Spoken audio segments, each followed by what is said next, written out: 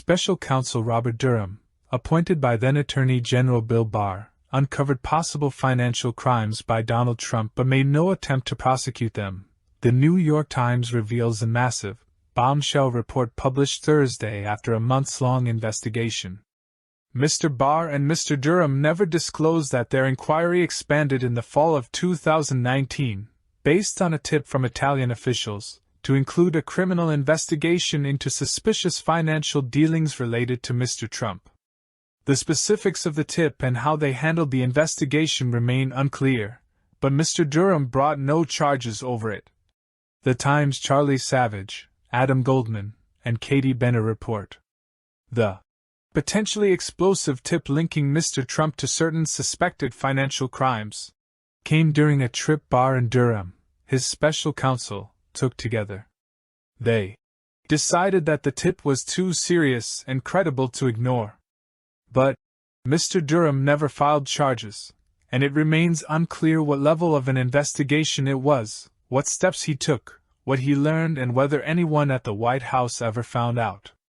The extraordinary fact that Mr. Durham opened a criminal investigation that included scrutinizing Mr. Trump has remained secret.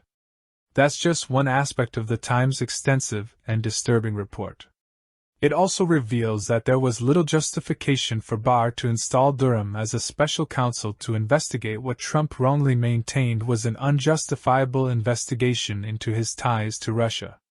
In fact, the Times found that the main thrust of the Durham inquiry was marked by some of the very same flaws, including a strained justification for opening it, and its role in fueling partisan conspiracy theories that would never be charged in court, that Trump allies claim characterized the Russia investigation. In another shocking revelation, the Times reports Durham used Russian intelligence memos, suspected by other U.S. officials of containing disinformation, to gain access to emails of an aide to George Soros, the financier and philanthropist who is a favorite target of the American right and Russian state media. The Times does not explain how Durham obtained the Russian disinformation. Mr. Durham used grand jury powers to keep pursuing the emails even after a judge twice rejected his request for access to them. The emails yielded no evidence that Mr. Durham has cited in any case he pursued. Attorneys on Durham's team apparently had significant qualms with his actions, leading at least two to resign. There were deeper internal fractures on the Durham team than previously known, the Times reports. The publicly unexplained resignation in 2020 of his number 2 and longtime aide, Nora R. Danahy, was the culmination of a series of disputes between them over prosecutorial ethics. A year later, 2 more prosecutors strongly objected to plans to indict a lawyer with ties to Hillary Clinton's 2016 campaign based on evidence they warned was too flimsy, and one left the team in protest of Mr. Durham's decision to proceed anyway. A jury swiftly acquitted the lawyer. Barr threatened NSA. The Times also reports that Attorney General Barr bought into Trump's false claims that there had been no collusion between the Trump camp and Russia.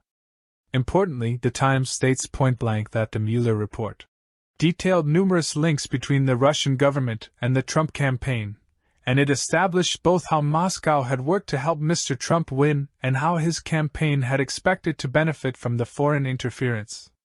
According to the Times account, soon after giving Mr. Durham his assignment, in May of 2019, Mr. Barr summoned the head of the National Security Agency, Paul M. Nakasone, to his office. In front of several aides, Mr. Barr demanded that the NSA cooperate with the Durham inquiry. The NSA is a wholly separate entity from the Department of Justice. It is an agency under the Department of Defense and reports to the powerful Director of National Intelligence, DNI.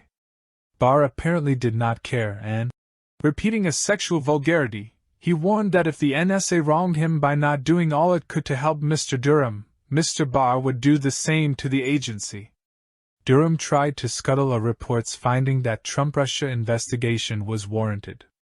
Mr. Durham's team spent long hours combing the CIA's files but found no way to support the allegation that the investigation into Trump and Russia was the result of some anti-Trump deep state operation.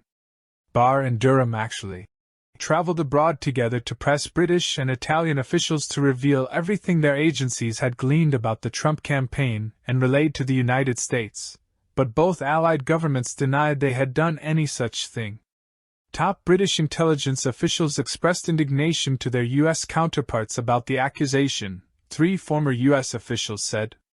The Department of Justice's Inspector General's investigation found there was, in fact, sufficient cause for the DOJ to have opened up the Trump-Russia investigation, contrary to Barr's personal beliefs.